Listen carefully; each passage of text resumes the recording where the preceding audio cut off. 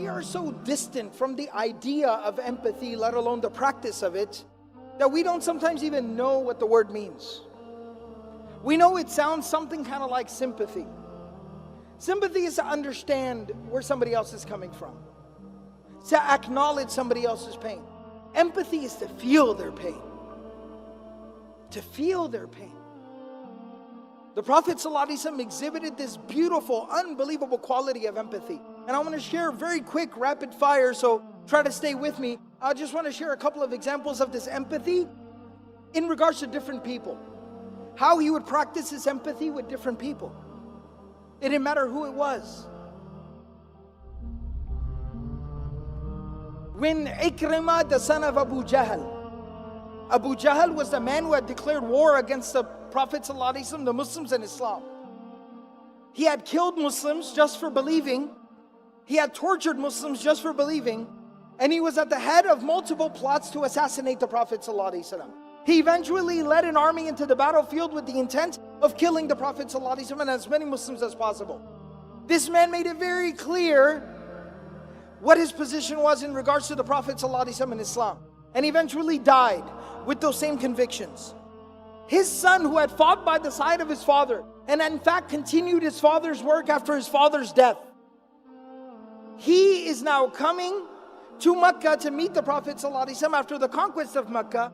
And the Prophet ﷺ, when he receives the news that Ikrimah has entered Mecca and he's on his way to see you, the Prophet ﷺ turns to his companions and he says, his father's name was Amr bin Hisham, and they used to call him Abu al-Hakam because he was a leader of his people.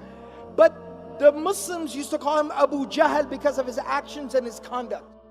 The Prophet ﷺ turns to the Muslims, the believers, and he says, Ikrimah is coming. And I am hopeful that he will embrace and accept Islam. In his presence, none of you should refer to his father as Abu Jahl because it would hurt his feelings. Even if he becomes a Muslim and he recognizes that his father was wrong in his beliefs and his ideas and in what he did, it is still his father and it would hurt his feelings to hear people, his new brothers and sisters in faith, to refer to his father as the father of ignorance. So do not refer to him as Abu Jahl in the presence of his son Ikrimah. This is the graciousness of the Prophet ﷺ. This is his empathy. He was able to put himself into Ikrimah's shoes and understand how he would feel in that situation. One of the main conspirators against the Prophet ﷺ, the head of the Munafiqun, the hypocrites in Medina, Abdullah bin Ubay bin Sulul, when his son comes to the Prophet ﷺ saying that my father has died and I know that he was completely opposed to you and he said terrible, reprehensible things about you, but he was my dad and I worry about him. The Prophet ﷺ on the spot removes his shirt, takes off his own shirt, and he gives it to him and he says, wrap him in this, use this as his shroud and bury him in that. What would we do to have the shirt of the Prophet ﷺ? Can you imagine being buried in the clothing of the Prophet ﷺ? What an honor, what a blessing. And even though Allah subhanahu wa ta'ala made it clear, this would not forgive his sins and what he had done wrong. But the Prophet ﷺ at that time is thinking of the son and putting himself in the son's shoes. Imagine what he feels like losing his father. That's empathy. The Prophet of Allah sallallahu alaihi wasallam, very touching story. His grandson Hussein radiallahu ta'ala anhu, the son of Ali and Fatima radiallahu ta'ala anhuma. Hussein radiallahu ta'ala anhu, he was the younger of the two brothers, Hassan and Hussein radiallahu ta'ala anhuma. May Allah be pleased with both of them. The younger one, he used to stutter. The younger one, he used to stutter. He had a very severe stutter, to the point where he could not even complete a sentence. It would take him forever to finish a sentence. And what makes it even worse is, as a child, this is very, very traumatic and very detrimental to the development of a child. What makes it even more difficult is the fact that the older brother, Hassan radiallahu anhu, was very, very eloquent and well-spoken and a very gifted public speaker. So think about the pressure that put on the younger brother, stuttering so much. And so he used to stutter so much. And you know, when kids start to get a little bit older, they're 4 or 5 years old, they start to develop a little bit of, courage, and they like to talk. One time, the Prophet ﷺ is sitting with quite a few companions, and his grandsons are sitting with him, and the younger one who stutters, he starts to chime in and say something. Because they love their grandfather, they're used to talking to him, he starts to say something. And the Prophet ﷺ used to afford each and every person so much respect that when somebody would speak, he would become quiet. He would not just turn towards them with his face, he would turn towards them with his chest, and he would look at them while they spoke. And so he starts to speak, and the Prophet ﷺ stops and turns towards him. And so everybody there also starts to listen, and the kid is stuttering so badly that it starts to become awkward. And some of the people naturally, not viciously, not maliciously, some of the people naturally, they start to kind of exchange some glances, almost feeling bad for the kid, because he cannot even get through a single sentence. It starts to get really kind of like awkward.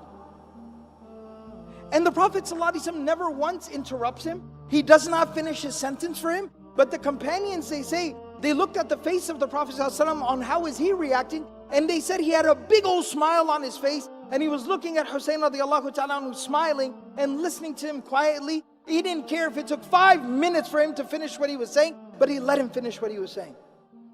And when he was finished saying whatever he was saying, the Prophet ﷺ at that time turns to everybody else that is sitting there, because everyone was so weirded and awkwarded out. He turns to everyone and he says, لَقَدْ وَرَثَهَا عَنْ عَمِّهِ مُوسَى. He inherited this from his uncle Moses. Referring to Musa alayhi salam and the fact that he used to stutter. That don't feel bad for him, envy him that he shares a trait with one of the great prophets of God, Musa alayhi salam. He turned that negative into a positive, putting himself in that child's shoes and realizing what he needed at that time. He needed love and support and acceptance for who he was, for however he was. And the last story about empathy that I'll share here is a very touching story. Bashir radiallahu ta'ala anhu, a companion of the Prophet ﷺ, he was an Ansari. He had gone out for one of the campaigns, the military expeditions. And when the Prophet ﷺ did not go on this particular journey, so when they would return back, he would go outside of Medina to welcome them back. And all the kids whose fathers had gone out, they would also go out there to welcome their fathers and their brothers and their uncles, etc. home. So they're out there and they're all waiting for people to come back. And as slowly everybody is coming back, and the Prophet ﷺ would wait, and then he would come at the back of the army. He would be at the end watching over everybody, the shepherd. And the son of Bashir radiallahu ta'ala anhu is standing there, climbed up on a rock looking for his dad. And he sees people keep on coming. He keeps asking, have you seen my dad? Have you seen my dad? And he doesn't see his father. Finally, when he sees the Prophet ﷺ riding in the back, he realizes, that means my father did not return. And he starts to cry. This child starts to cry because he realizes my dad isn't coming back home. He died. And the Prophet ﷺ stops. He's riding his animal. He stops and he picks him up and he hugs him and he continues to hold him until he stops crying. He calms down. And then he says to him, he says, أَمَا تَرْضَى أَنْ أَكُونَ أَنَا أَبَاكَ وَعَائِشَ أُمَّكَ. Don't cry, don't worry. If you need a father, I will be your father from today, and Aisha will be your mother from today. To embrace somebody else's child as your own. Empathy. And look how it beautifies a person's conduct and character.